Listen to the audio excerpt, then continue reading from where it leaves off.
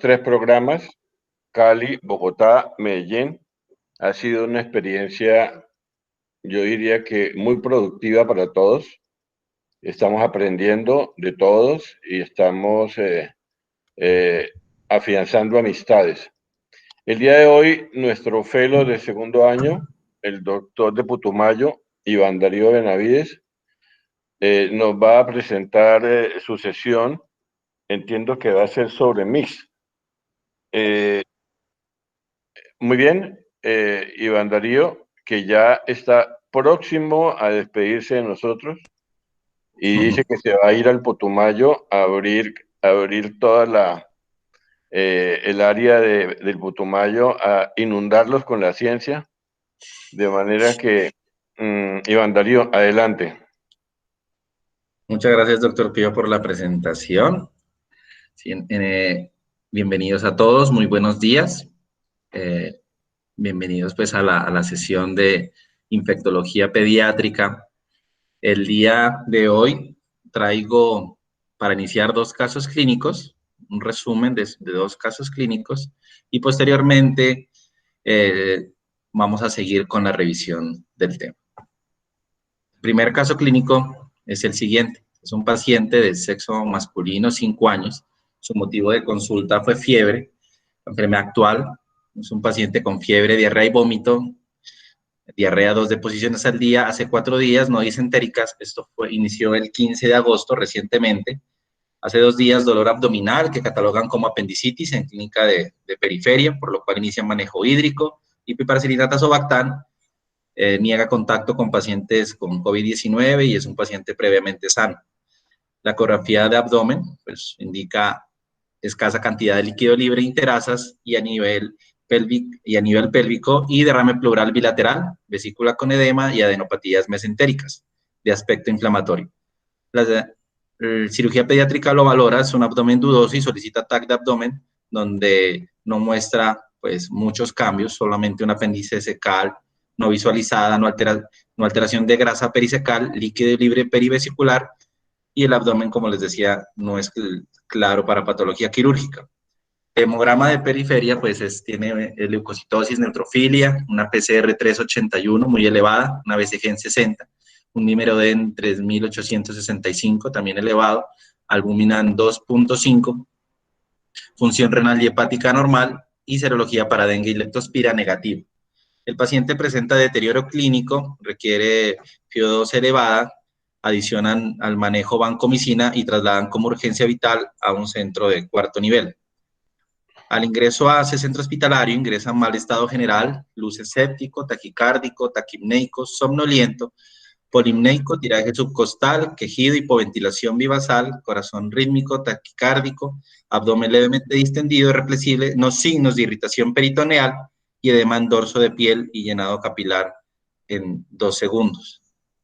El ecocardiograma del 19, que ingresó el 19, muestra cardiomiopatía dilatada con disfunción sistodiastólica con una fracción de eyección del 40% ventrículo izquierdo, con patrón de relajación normal, con signo de disfunción diastólica, insuficiencia mitral leve, con repercusión hemodinámica y derrame pericárdico pequeño.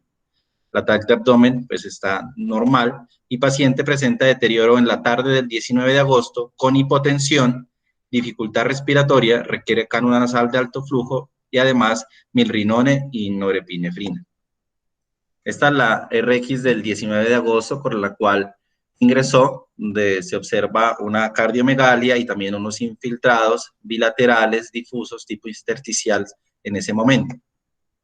Esos son los laboratorios, donde vemos una PCR del 19 de agosto que está muy aumentada, 362, la procalcitonina en 29 también, hay neutrofilia en 16.000 con linfopenia en 1.370, las plaquetas están en rangos normales bajos, 158.000, está anémico, la ferritina está normal en ese momento, el fibrinógeno en 490 y la troponina está positiva en 0.047, es ultrasensible, el rango punto de referencia era 0.009, pero entonces vemos que aquí está positiva. Se le tomó una PCR para SARS-CoV-2, está negativo, pero con un IgG positivo y un IgM negativo.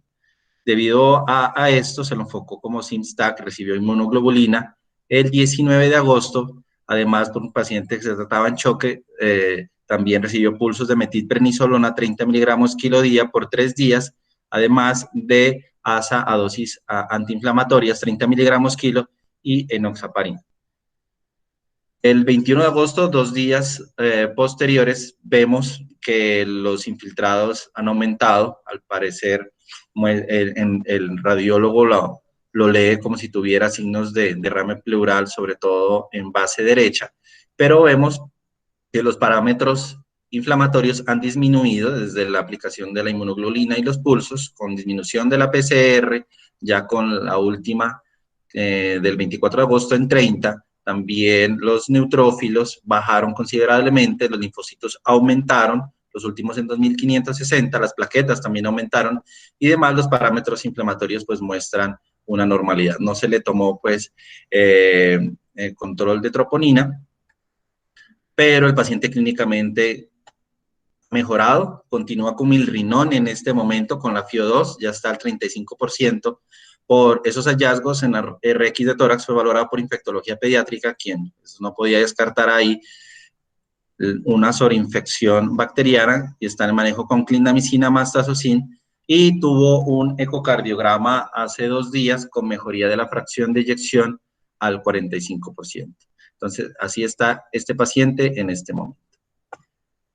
Y el otro caso clínico es una paciente de sexo femenino de 8 años, 5 meses, es un trasplante de médula ósea, ya a hoy 345 días, la fecha de infusión fue el 14 de septiembre del 2019, tiene unos diagnósticos iniciales de LLA, fenotipo B común, complicaciones asociadas al trasplante, hipogamaglobulinemia, ella estaba con aplicación de inmunoglobulinas pues, intermitentes, confirmada H hiperaguda, por lo cual estaba manejo con prednisolona 30 miligramos interdiarios, y también una reactivación persistente de Epstein-Barr en tratamiento con rituximab.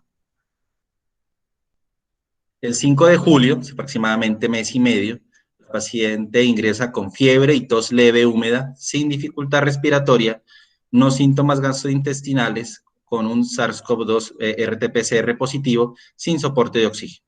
La paciente estuvo en el centro hospitalario durante observación, estuvo en muy buenas condiciones, persistía con fiebre, se manejó en ese momento como una neutropenia y fiebre durante 2 días con tazocin, y estuvo en observación. Sin embargo, el 12 de julio la paciente requiere oxígeno y se decide inicio de manejo con dexametasona, dosis antiinflamatorias para manejo de COVID-19 previa desparasitación. Esta es la radiografía del 5 de julio, donde muestra unos infiltrados intersticiales con un reforzamiento parailiar, sobre todo derecho. Y en la TAC del 7 de julio muestra también unos consolidados bilaterales, consolidados periféricos, también muestran signo del halo, el radiólogo lee signo del halo en algunas ubicaciones, pero la paciente, a pesar de tener esas consolidaciones, no tiene dificultad respiratoria ni requerimiento de oxígeno. Sin embargo, el 20 de julio sí tuvo un aumento de ese requerimiento de oxígeno con disnea y desaturación, por lo cual fue trasladada a UCI y el 25 de julio requirió intubación orotraqueal. Esta fue la placa del 25 de julio, vemos la progresión de los infiltrados, son algodonosos en ambos campos pulmonares y son muy amplios. No hay cardiomegalia en ese momento y vemos que aquí pues ya estaba con catéter venoso central y también con intubación orotraqueal. Observamos la evolución de los paraclínicos desde el 5 de julio. Vemos que desde el ingreso estaba con tendencia a la neutropenia. Pero, sin embargo, los neutrófilos durante la evolución pues, se mantuvieron en mayores a 1500, pero los linfocitos siempre llamaron la atención que estaban muy bajos desde el ingreso 420. Vemos cómo se han mantenido hasta el día de hoy. La hemoglobina también ha estado normal y las plaquetas que ingresó con rangos, digamos, normales bajos, pero durante la evolución pues han estado por encima de 200,000. Y el fibrinógeno aquí observamos cómo en el día en el que tuvo el deterioro, que fue del 24 de julio al 25 de julio, pues hubo un aumento, al igual que la ferritina, que el 24 estuvo en 2.816.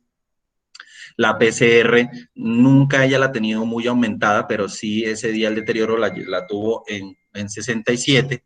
Y la procalcitonina nunca elevó, y la troponina tampoco. Tampoco elevó la troponina, vemos que siempre han estado debajo del rango de la normalidad, estaba muy bien.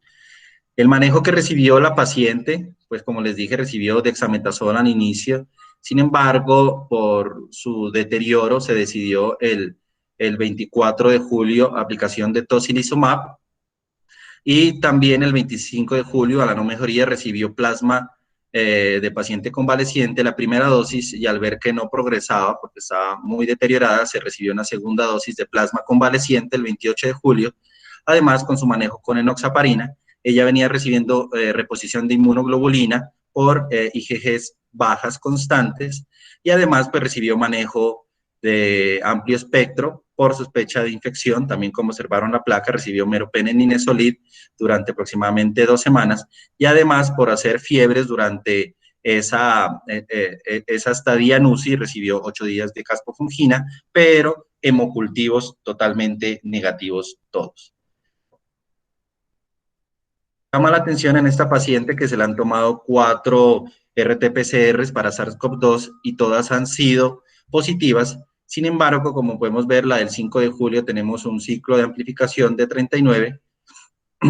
El 21 de julio, donde digamos que la paciente empeoró o inició a empeorarse y requirió manejo en UCI, disminuyó los ciclos, lo que puede indicar un aumento de la replicación viral, pero la última, que fue el 19 de agosto, vemos cómo los ciclos de amplificación ya han aumentado y que se podría considerar de que pues, la paciente o ya no tenga ese virus ahí activo, o aún pudiera tenerlo activo, porque como vemos una paciente que es totalmente inmunosuprimida, recibió rituximab, un anti-CD20, y además está con hipogamaglobulinemia. No sabemos cómo la respuesta inmune pues, de esta paciente, y nos pareció muy interesante ver el manejo de un paciente inmunocompetente con signos de SINSTAC, que se manejó como SINSTAC, y este caso una paciente con COVID-19, que se manejó como COVID-19, y vimos cómo en la observación requirió manejo NUCI, y en ese momento pues recibió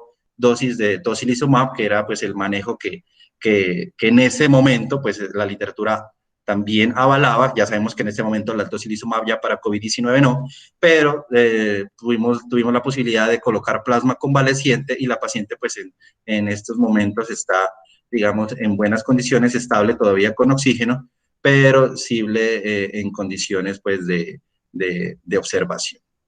Entonces, traigo estos 2 casos clínicos, no sé si alguno quiere hablar, el doctor Eduardo, si está ahí. Sí, Iván, no, los casos, bueno, muchas gracias, Iván, muy bien presentados. Los casos, digamos, uno de los objetivos era mostrar como el contraste entre SIMSTAC y un paciente con un COVID-19 que estaba también haciendo como esta tormenta de citoquinas, y comparar un poco o contrastar un poco estas dos patologías, y hablar un poco como de la fisiopatología, el manejo, era contrastar esos 2 escenarios y cómo diferenciarlos, y bueno, traer esos casos a discusión. Dale, muchas gracias, Iván.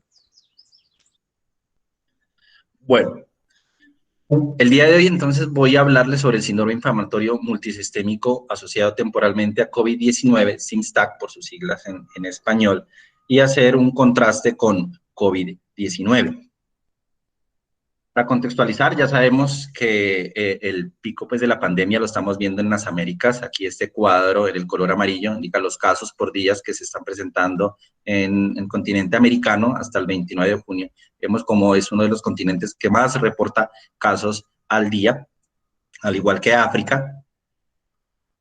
Pero lo que respecta a la población pediátrica en Colombia, esta es una gráfica del doctor Pablo Vázquez, que lo pueden encontrar en Twitter, que todos los días juiciosamente se toma el trabajo de realizar la estadística en pediatría, donde observamos que los pacientes menores de 18 años, pues generalmente tienen un porcentaje de mortalidad muy bajo. Vemos aquí los fallecidos en menores de un año 0.4%, de 1 a 5 años 0.1%, que contrastan con los adultos, que de 490.429 casos, el 3.5% ha fallecido.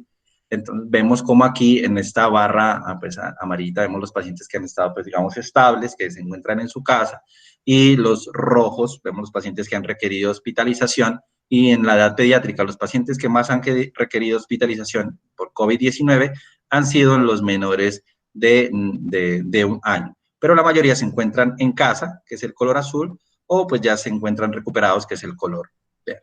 Entonces vamos observando cómo los porcentajes de mortalidad en la población adulta y en la población pediátrica son muy distintos. Estas cortes que describo a continuación me parecen interesantes, donde abarcan, donde nos dan una idea de cómo es la situación en la población pediátrica, que ya todos conocemos, donde los casos severos y críticos son muy pocos. Aquí tenemos la corte italiana Confidence, la corte de Lu y la corte de Dong, que en total forman una corte de 1.000 pacientes, y en esos 1.000 pacientes vemos que la severidad es muy baja, prácticamente es 1% o menor de ese 1%, donde la mayoría de los casos son asintomáticos o síntomas leves y moderados. Características clínicas de los pacientes con COVID-19 en niños, aquí las tenemos en estas 4 cortes. Aquí aumenté esta corte, que es de la CDC, de la MMWR, de 2.572%, y podemos ver que la mayoría de los pacientes son afebriles. El segundo síntoma en frecuencia es la tos, siguiendo de la rinorrea, y vemos cómo la diarrea, el dolor abdominal, el rash, la desaturación y las muertes están en un menor porcentaje en ambas cortes. La edad media de los niños fue de 3.3 años en la corte italiana Confidence, y es importante reconocer que las fuentes cercanas de infección en el hogar es el 50%, representa el 55% de los casos en niños. Y en este estudio Confidence, de los 9 pacientes que recibieron asistencia respiratoria, 6 tenían condiciones coexistentes, menores de un año, enfermedades neurológicas y cardíacas, que se relacionan con también los factores de riesgo que se ven en adultos, que son pacientes con enfermedades cardiovasculares, hipertensión, diabetes. Aquí observamos en esta corte donde se tomó la radiografía de tórax en 35 pacientes y observaron pues anormalidades intersticiales en un 40%, consolidación en un 17% y efusión pleural en un porcentaje menor. Y en la tomografía computarizada que se tomaron en las cortes de Lu, vemos cómo las opacidades en vidrio esmerilado representan el 32% de los pacientes, seguido pues de ya consolidaciones locales o bilaterales en un 30%. Podemos ver entonces que los niños estaban tranquilos en esta pandemia de SARS-CoV-2, y pues los pediatras también estaban tranquilos. Este es un pediatra pues ya internacionalmente conocido, Tomisaku Kawasaki, que lastimosamente pues falleció en 1925, nació en 1920 y falleció en el 2020, y sin embargo, desde hace aproximadamente 4 meses se ha empezado a hablar de un síndrome en niños que se parece a enfermedad de Kawasaki, sin embargo, con una mayor proporción de pacientes que han requerido manejo en UCI y manejo de soporte vasopresor, y en muchas ocasiones estos pacientes no solamente tienen síntomas de enfermedad de Kawasaki, sino que parecieran ser pacientes que tengan síntomas de síndrome de choque tóxico. Y esto de cómo o qué ha llamado la atención. Aquí en estas gráficas quiero mostrar el número de número de admisiones hospitalarias, y vemos cómo en las primeras semanas, esta es de una corte de Gran Bretaña, vemos cómo el número de hospitalizaciones por COVID-19 aumentó, pero a partir de la 5ª semana empezó a disminuir. Sin embargo, en este hospital vemos cómo los casos de este síndrome inflamatorio caracterizado por choque y síntomas de enfermedad de Kawasaki aumentaron en el momento que empezaron a disminuir los casos de admisiones hospitalarias por COVID-19. Entonces, se empezó a evaluar una relación temporal con la infección de COVID-19. Esta es de la corte de Feldstein, donde vemos que los porcentajes de PCR positivas para SARS-CoV-2 iban en aumento desde el 8 de marzo hasta un pico hasta abril 12, y empezaron a disminuir. Sin embargo, a pesar de empezar a disminuir esas PCRs de SARS-CoV-2 positivas, empezaron a aumentar los casos de este síndrome inflamatorio. Igual que en esta corte de Gran Bretaña, se evaluó una relación temporal con COVID-19. ¿Pero qué características tenían estos pacientes que se empezaron a reportar? Aquí vemos dos cortes de la MMWR, pero uno es para SIMSTAC de 570 pacientes y otro es para COVID-19 de 2.572 pacientes.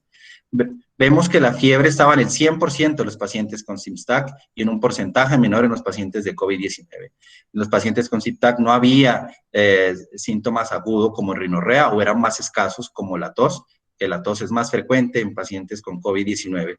Pero vemos cómo los síntomas gastrointestinales empiezan a tener preponderancia. Tenemos aquí 53% de los pacientes de esta corte con SIMSTAC tenían diarrea, comparado con el 12% de COVID-19, al igual que el dolor abdominal, que tenían un 61% de estos pacientes.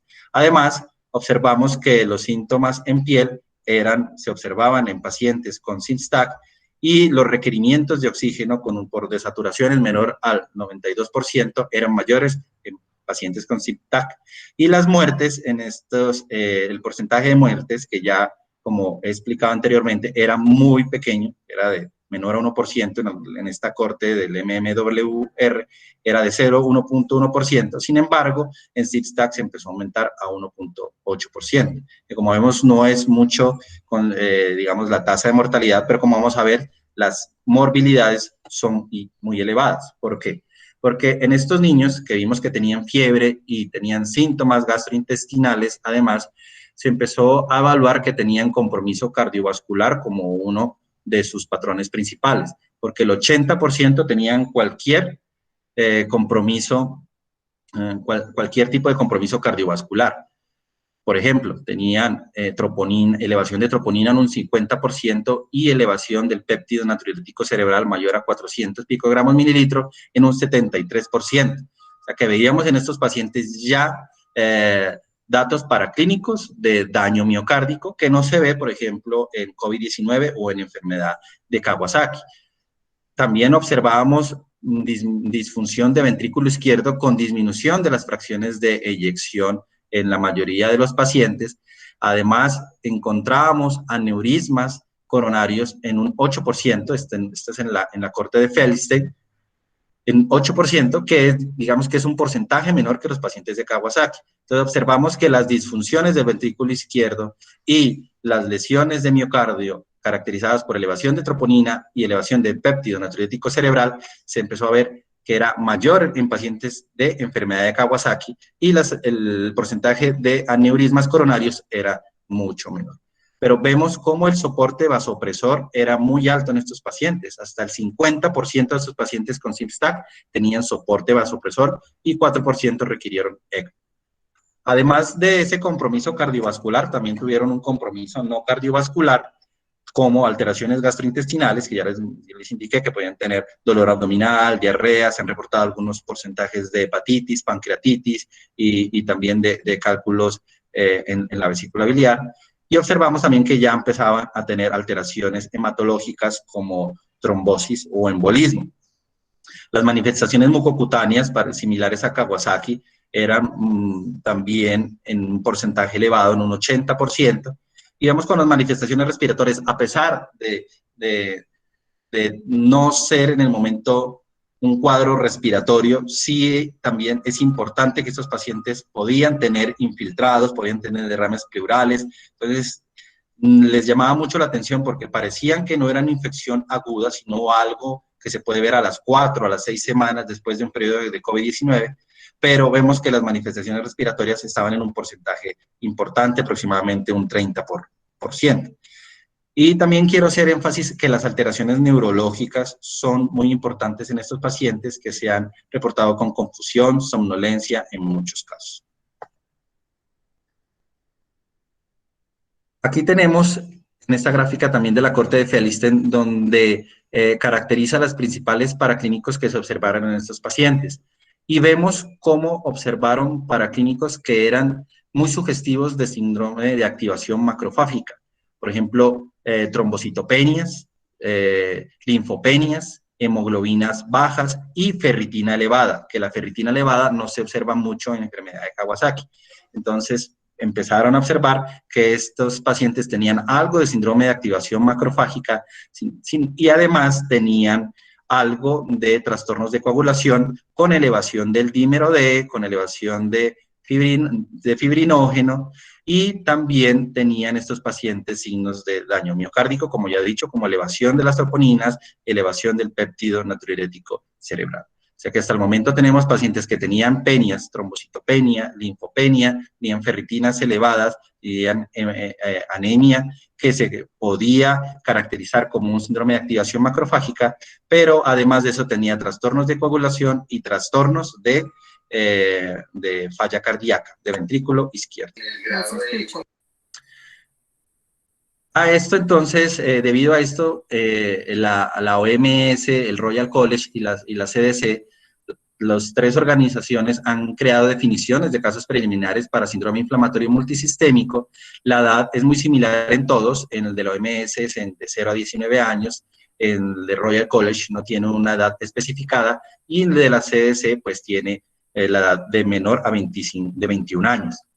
La inflamación es igual en los tres. La OMS sí da un rango de días mayor a 3 días. Sin embargo, del Royal College y de la CDC no tiene como tal un estándar de días, sino que simplemente tenga fiebre y marcadores inflamatorios.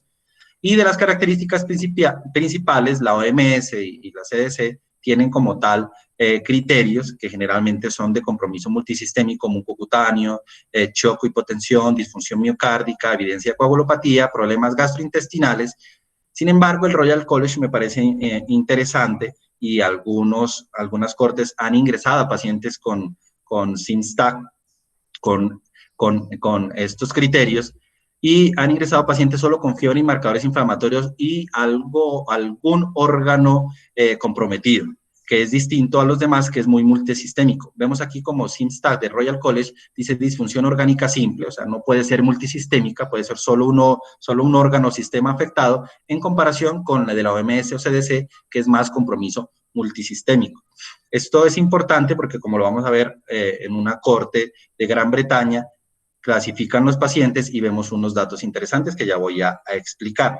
Los criterios de exclusión, pues pacientes que tengan otro organismo que cause inflamación o otro diagnóstico alternativo.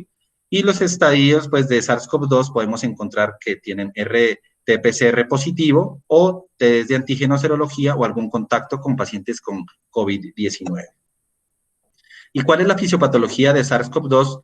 Caracteriza el COVID-19 en adultos y en niños pequeños, pues, que tengan complicaciones comparados con SIMSTAT. Ya conocemos, pues, que el virus tiene como tal una proteína S que se va a unir a células de la vía aérea por medio del receptor de la enzima convertidora angiotensina 2, y además requiere una proteasa de serina transmembrana tipo 2, en el cual va a permitir, pues, que el virus haga endocitosis y libere su RNA para utilizar esa maquinaria y replicarse y así invadir otras células. Las principales células que invade en la fase temprana el virus, pues, son las células epiteliales bronquiales, los neumocitos tipo 1 y 2, y también las células endoteliales capilares, que como tal son infectadas, y se crea un estado antiviral con la llamada, pues, de monocitos, neutrófagos, macrófagos que ingresan, y linfocitos T, que al tratar de combatir el virus, pues libera citocinas, principalmente factores de necrosis tumoral, interleuquina 1, interleuquina 6, va a haber como tal un control. Sin embargo, en un estadio tardío, podemos observar, perdón, se me iba a descargar este computador, podemos observar que el control no es muy adecuado. ¿Qué se ha propuesto? Se ha propuesto que algunas proteínas de la nucleocápside del virus pueden evadir la respuesta inmune del estado antiviral, principalmente pueden evadir, pues, todo lo que tenga que ver con la cascada que desencadena el interferón. Sin embargo, al evadir esa respuesta inmune con interferón, entonces el sistema inmune, al tratar de combatir todavía el virus, hace un influjo de monocitos y neutrófilos no controlado al interior del alveolo. También hay un incremento de la apoptosis de linfocitos B, y al liberar esas citocinas, que ya conocemos como la tormenta de citocinas, entonces hay activación de la coagulación con trombos pulmonares, trombos coronarios, y puede también causar hemorragias. Sin embargo, en la fisiopatología de SYNSTAC es algo distinto. Ya conocemos que puede haber citocinas proinflamatorias en enfermedad de Kawasaki, y se ha observado en estudios anteriores que hay también puntos gatillos que pueden iniciar esa respuesta inmune para enfermedad de Kawasaki, y eso depende también de que haya una predisposición genética. Esos puntos gatillos son agentes etiológicos que ya se han investigado anteriormente, como el retrovirus. El coronavirus también se han investigado, sobre todo coronavirus humanos comunes, como puntos gatillos para iniciar una respuesta inmune descontrolada que cause pues, la enfermedad de Kawasaki. Pero vemos que alteraciones genéticas como las de CD40 y TPKC, que son alteraciones de recombinación de linfocitos T y linfocitos B, que hacen una respuesta no regulada de estos dos linfocitos. Pero también se ha propuesto que la disbiosis intestinal, que puede ocasionar una respuesta inmune a nivel de las mucosas, pueda también ocasionar una respuesta inmune no regulada. Esto lo podemos observar en enfermedad de Kawasaki, donde la fisiopatología de la arteritis necrotizante, que se da a las 2 semanas de inicio de la enfermedad, y de la arteritis subaguda crónica, con proliferación de miofibroblastos, se caracteriza porque hay células plasmáticas productoras de IgA, también de células T CD8, además de inmunoglobulina A. Esa inmunoglobulina A se ha propuesto que forma complejos con antígenos, o también forma complejos con el complemento, sobre todo con C3, y al ubicarse en el endotelio, llama toda esa respuesta inflamatoria que va a llevar a la trombosis, a los aneurismas y a la proliferación miofibroblástica. ¿Por qué es importante que hice énfasis en la inmunoglobulina A y en las células plasmáticas? Este estudio pues, es un estudio que todavía está en fase de publicación, pero me parece importante, donde evaluaron 8 pacientes con SYNSTAC, y también los compararon con pacientes adultos, con pacientes con COVID-19 y pacientes que estén en fase convaleciente. ¿Qué compararon? En esta gráfica comparan las inmunoglobulinas, la IgG, la IgM y la IgA, y observaron que la IgG está aumentada en pacientes con SYNSTAC, y también con pacientes convalecientes y pacientes con COVID-19, y los pacientes controles sanos vemos donde la IgG está normal. Pero aquí es importante, donde vemos que los pacientes con SYNSTAC y los pacientes con COVID-19 tienen una IgA aumentada, diferente a los pacientes que ya cursaron con COVID-19 y están en fase convaleciente. Entonces, vemos cómo los pacientes que tienen SYNSTAC, que generalmente debería estar en una fase convaleciente, todavía tienen una respuesta, al parecer, de células plasmáticas productoras de inmunoglobulina A, que se puede parecer entonces en algún grado con pacientes que han cursado con enfermedad de Kawasaki, donde la inmunoglobulina A forma complejos inmunes y también forma complejos con C3 del complemento. Entonces, la respuesta de anticuerpos tienen un cambio típico clase IgG, hay una IgM disminuida. Sin embargo, estas serologías no son idénticas en los adultos convalecientes, porque observamos que la respuesta principal es IgG1 e IgG3 de estos pacientes. Además, en este mismo estudio, donde comparan estos 8 pacientes con SYNSTAC, para no confundirlos muchos, quiero explicar simplemente que ellos encontraron que había un perfil de citocinas que indicaban pues quimiotaxis de células mieloides, o sea que había más quimiosinas. Principalmente podemos observar aquí en la quimiotaxis de células T y células natural killer, donde hay aumento de esas quimiosinas comparados con pacientes que son convalecientes, que sigue este color rosado. Estos son los pacientes convalecientes. Vemos como hay un aumento del receptor de interleuquina 15. Hay aumento de estas 3 citocinas, principalmente CCL19 y CXCL10, y entonces la quimiotaxis y la modulación va a ser mayor en estos pacientes. Además, que potencia la función de los neutrófilos y monocitos con aumento de las citocinas CCL3, CCL4.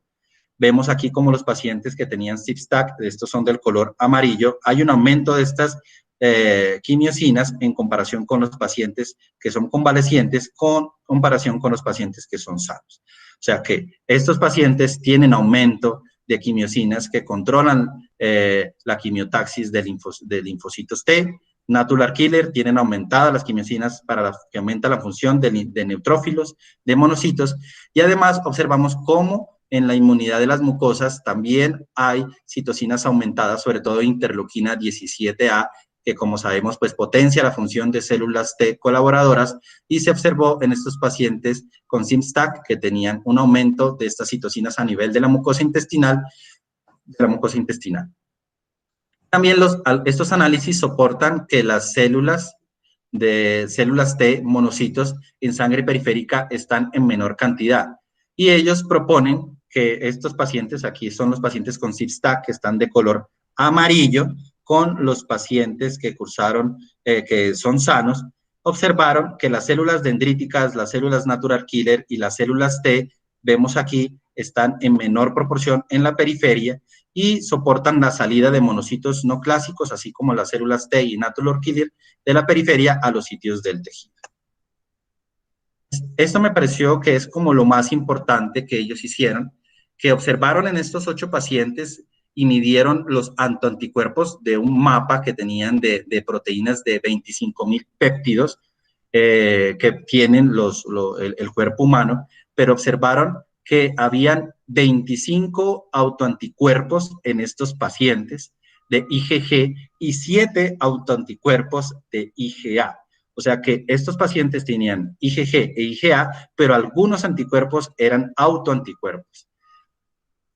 Estos resultados pues sugieren que hay una autorreactividad secundaria después de la infección por COVID-19, y muchos de estos autoanticuerpos eran autoanticuerpos contra péptidos de endotelio, miocardio, así como de tracto gastrointestinal. Y les llamó la atención que encontraron en anti-LA, que es autoantígeno pues característico de lupus y enfermedad de Sjögren, y lanzaban la hipótesis de que podría haber alguna interrelación con la enfermedad reumatológica y CIMSTAC. Pero, sin embargo, se observó que la mayoría de los péptidos autorreactivos que encontraron no tienen ninguna asociación documentada con enfermedad autoinmune. Entonces postularon que estos autoanticuerpos desencadenan la formación de complejos inmunes o desencadenan un ataque impulsado por células inmunitarias contra los tejidos del huésped. Como podemos ver, se parece mucho a lo de enfermedad de Kawasaki, donde la IgA formaba complejos inmunes o se unía al complemento C3 para iniciar una cascada inflamatoria. Aquí encontraron autoanticuerpos y observaron que estos autoanticuerpos podían, en general, formar complejos inmunes para desencadenar una reacción inflamatoria. Esta es una gráfica donde, digamos, resume la fisiopatología, pero observemos donde los anticuerpos que les nombraba, los IgG, que pueden ser autoanticuerpos, pueden desencadenar un daño dependiente de anticuerpos. Este daño dependiente de anticuerpos ya lo hemos escuchado en las vacunas del dengue, también en algunos otros virus como ébola, donde se caracteriza que la internalización del virus no está mediada por la proteína S y el receptor de angiotensina 2, sino que está mediada por anticuerpo y proteína S, pero también puede ser por anticuerpo y anticuerpo. Y al ser endocitado por anticuerpo, no va a ser una respuesta antiviral, sino que va a desencadenar una secreción de citocinas proinflamatorias y así desencadenando el CIMSTAC. Y aquí es un resumen de lo que les decía, donde anticuerpos y células T atacan las células que expresan antígenos virales o antígenos del huésped que reaccionan de forma cruzada o imitan a los antígenos virales. ¿Esto qué quiere decir? Que puede haber autoanticuerpos reactivos o células T reactivas que van a formar una respuesta inflamatoria o pueden desencadenar un daño dependiente de anticuerpos o formación de complejos inmunes. Eso también se ha propuesto que puede afectar una respuesta vacunal. Sin embargo, como esto es algo muy in vitro y en el estudio de las vacunas que se está viendo actualmente, no hay como tal algo que diga que la respuesta vacunal puede desencadenar un daño dependiente de anticuerpos, como sí lo hay en las vacunas del dengue, donde podemos ver que en las primeras infecciones hay una neutralización del virus normal por los anticuerpos neutralizantes. Sin embargo, en una segunda infección, al disminuir esos títulos de anticuerpos, puede haber una endocitosis del virus mediada por anticuerpos y así generar una respuesta inmune no alterada. Esto también se ha propuesto con mutaciones del dominio del dominio de la proteína S, donde puede haber cepas mutadas de SARS-CoV-2 a futuro. Esto, como digo, es algo hipotético, donde nosotros nos pudimos haber infectado por un SARS-CoV-2, sin embargo, si hay una mutación, va a haber diferentes disminución o insuficientes anticuerpos neutralizantes, pero esos anticuerpos neutralizantes pueden mediar la endocitosis del virus y así desencadenar una respuesta inmune alterada. Como digo, esto es algo de hipótesis que no se ha visto hasta el momento en las vacunas, pero es algo para tener en cuenta. Las categorías de SIMSTAC, aquí podemos observar que las características generalmente son niños mayores de 9 años, la etnicidad son latinos y afros, o sea que en nuestra región los casos pueden ser mayores, y la mayoría eran previamente sanos, pero tenían síntomas respiratorios, y las PCRs positivas eran en un porcentaje, digamos que en un 50% de los pacientes en estas tres cortes eran RT-PCR positiva. Sin embargo, el 60%, del 60 al 80%, tenían solamente serología positiva sin PCR positiva. Por eso se ha querido caracterizar, porque es una enfermedad que puede ser muy heterogénea, y en este artículo del MMWR vemos cómo hay categorías de SIMSTAC, y las categorías de SIMSTAC observamos que pueden ser de clase 1, que vemos pacientes que son choques sin superposición con COVID-19 o enfermedad de Kawasaki, la clase 2, que es principalmente COVID-19 agudo o una combinación de COVID-19, y la clase 3, que es un síndrome asociado a enfermedad de Kawasaki. Aquí rápidamente voy a mostrar este estudio donde incluyeron 570 pacientes y observaron que los pacientes de clase 1 eran los que más tenían choque, más compromiso multisistémico, más compromiso gastrointestinal y miocárdico, pero eran los que menos tenían PCR para SARS-CoV-2 positiva. Eso quiere decir que son pacientes que pueden ser SIMSTAC puro, porque no tenían como tal una enfermedad aguda, sino que tenían serologías positivas. En la clase 2 se caracterizaba por ser pacientes que tenían más compromisos respiratorios y tenían una PCR 84% positiva, que puede ser asociado con pacientes que estén cursando con COVID-19 o en ese limbo que están pasando de COVID-19 a SIMSTAC. Y los de la clase 3, que son pacientes que tenían más compromiso mucocutáneo y son los que menor tenían, pues, o tenían también una PCR menor. O sea, pacientes clase 1 choqueados, paciente clase 2 mayor síntomas respiratorios y pacientes clase 3 que tenían más síntomas de enfermedad de Kawasaki. Y esta es otra categoría que me pareció importante, que es de Whitaker, que también categorizó a los niños, son de 48 pacientes y se reconocieron tres patrones. Solo quiero enfatizar que en estos niños se utilizó la clasificación del Royal College y encontraron que un 40% de los pacientes categorizados como SIMSTAC tenían solo fiebre e inflamación persistentes sin características de enfermedad de Kawasaki. O sea que esos pacientes pueden tener solo algún compromiso leve de algún órgano o sistema, pero se caracterizaban por fiebre y parámetros inflamatorios. Entonces, ¿qué diferencias hay entre pacientes con SIMSTAC y otros síndromes inflamatorios? Y observamos en esta corte de Whitaker, también de 58 pacientes, y comparó los pacientes con SIMSTAC, con enfermedad de Kawasaki, shock por Kawasaki y síndrome de choque tóxico, y observó que los pacientes con SIMSTAC pues eran pacientes de mayor edad, con una mediana de 8 a 10 años, pero tenían además un poco más de neutrofilia que los pacientes con enfermedad de Kawasaki, pero se caracterizaba por tener linfopenia, ¿sí? Hemoglobinas más baja que los otros síndromes y también el conteo plaquetario era más baja que los otros síndromes inflamatorios. Además, también tenían una PCR aumentada, más que enfermedad de Kawasaki y muy parecida a síndrome de choque tóxico, y también tenía albúmina disminuida, a diferencia de los otros 3 síndromes que tenían albúminas más altas, y la ferritina, como observamos, es una característica importante porque puede llegar hasta 2000 microgramos litro, que eso no es muy común de enfermedad de Kawasaki ni de choque tóxico por Kawasaki, y la elevación de la troponina y del dímero D también es algo muy característico de este síndrome en comparación con enfermedad de Kawasaki. Vemos cómo entonces los síntomas de enfermedad de Kawasaki y SIMSTAC son muy parecidos. Aquí están en rojo los síntomas que pueden ser similares en estos dos, pero con SIMSTAC hay que tener muy en cuenta que tienen mayor compromiso neurológico, mayor compromiso respiratorio y mayor compromiso del ventrículo izquierdo y el sistema gastrointestinal. Además, son pacientes que tienen una mediana de 8 a 10 años.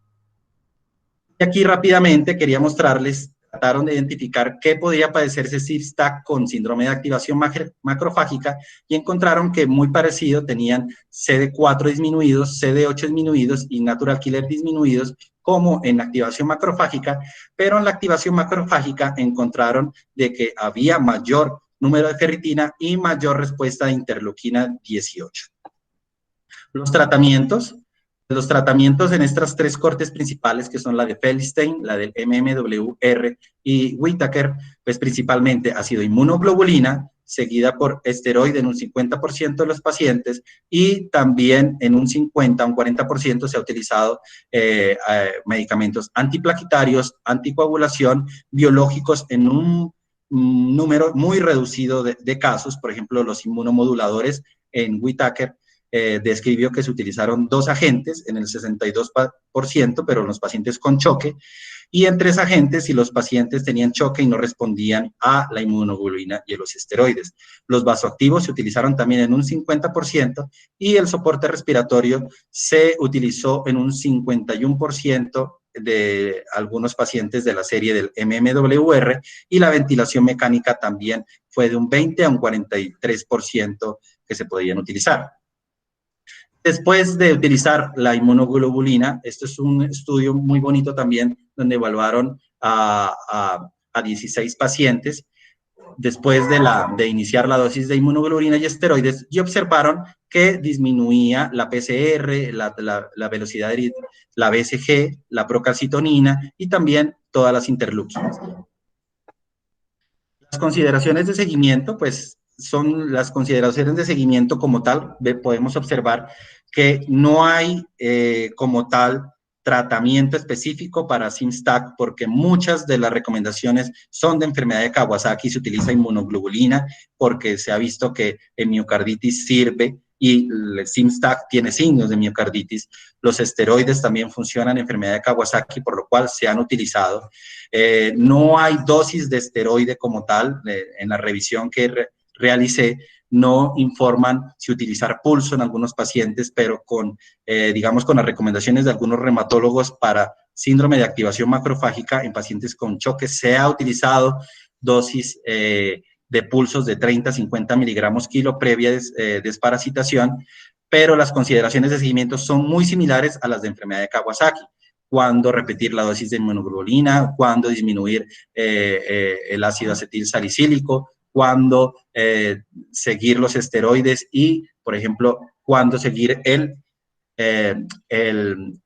seguimiento por ecocardiografía, que generalmente se hace a las 2 a las 6 semanas. Y las implicaciones futuras de SIMSTAC, pues, ¿cuáles son?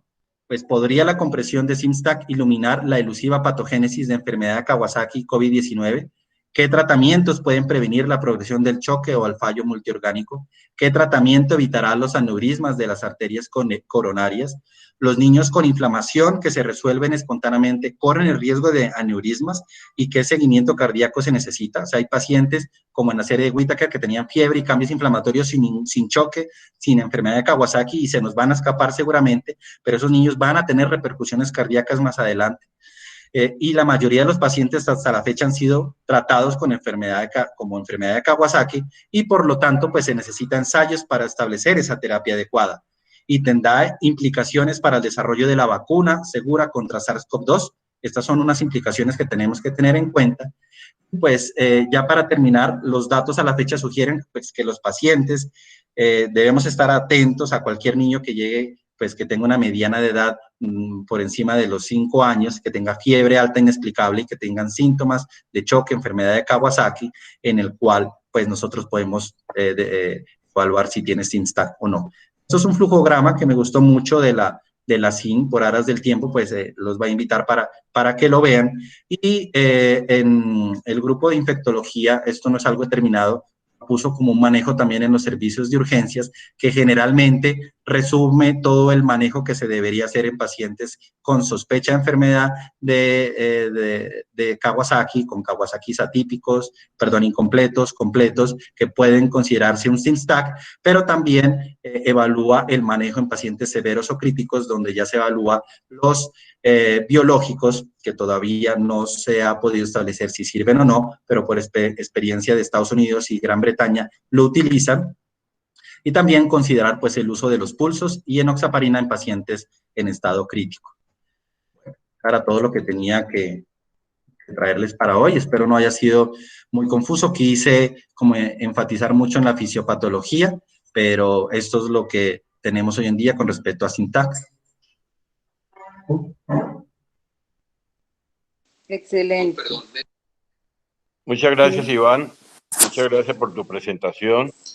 Es una presentación muy completa. Pienso que has tocado muy bien el tema. Es un tema de muchísima actualidad.